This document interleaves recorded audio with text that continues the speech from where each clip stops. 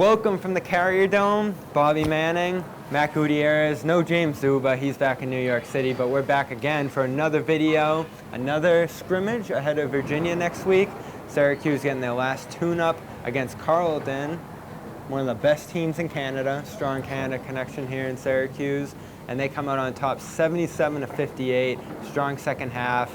Buddy Boeheim, Joe Girard, Jalen Carey, they all had their runs tonight. Elijah Hughes, the center of attention as you'd expect, but the big headline today, paying players, we're not quite there yet. The first step is getting them name, image, likeness.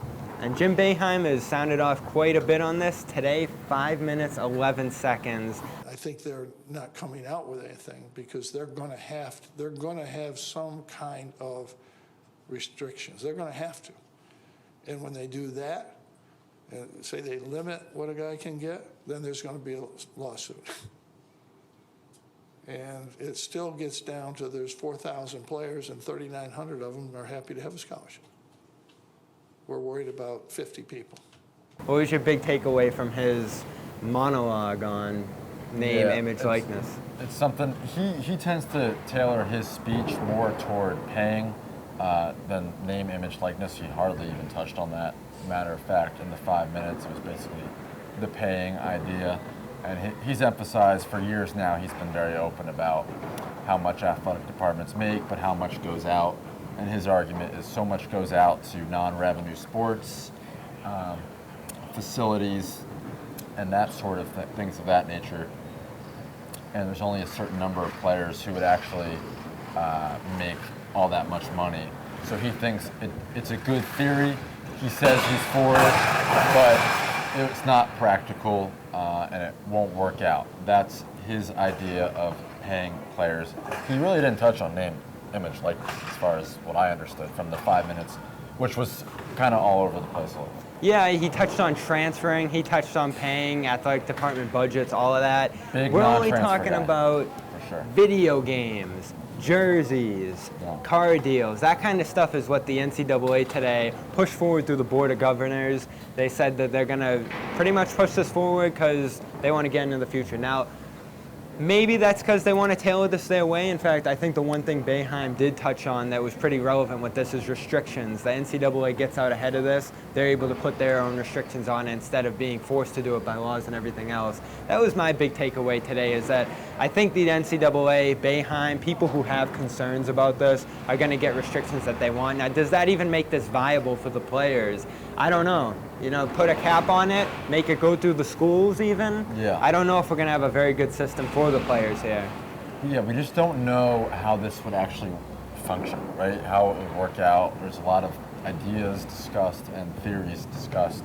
What would be the actual functioning, right? How would it look and how would people benefit from it? I think that's the next step that we haven't yet seen. And that was part of Boeheim's point today. Now, granted, people have noted on Twitter very clearly, for example, he is making over $2 million a year. And people in his position tend to have this sort of thoughts that he has, understandably, right? He's coming from a certain perspective where he's making way more than 95% of the human population, and so that does inform whether it's conscious or not, his ideas and what he thinks, and that I think we see that. And the guys in the room aren't thinking about it that much.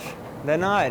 They want to see the video games. They want to see NCAA football, that kind of stuff brought back, and that's a possibility here. But this is beyond what the players in this day are going to make. Hughes thought, is this going to happen in 2021? He's going to be out of here by then. Yeah, right. Yeah.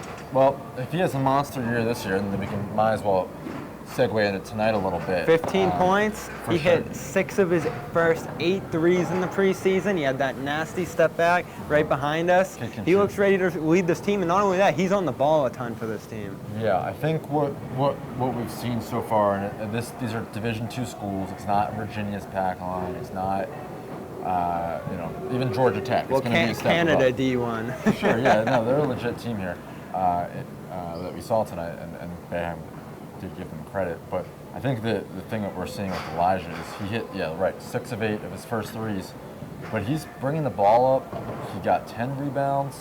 He's getting others involved, driving with the basketball. Coach Boeheim said last season, this year, the biggest thing for Elijah in his growth and his maturation is doing more than just being a shooter.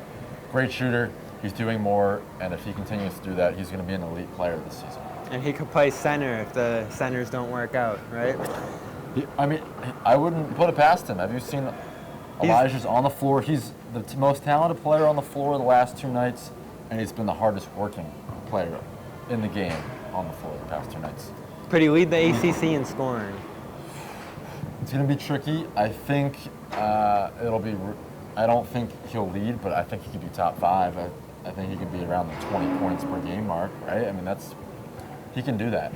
He can get out there, he can find his own shot, he can handle, he can get off the ball, he can block shots. He did that today, and he's going to be the go-to guy against Virginia Wednesday, 9 o'clock here. Bobby Manning, CLNS Media, Matt Gutierrez with The Athletic. We'll both be here Wednesday night. See you then.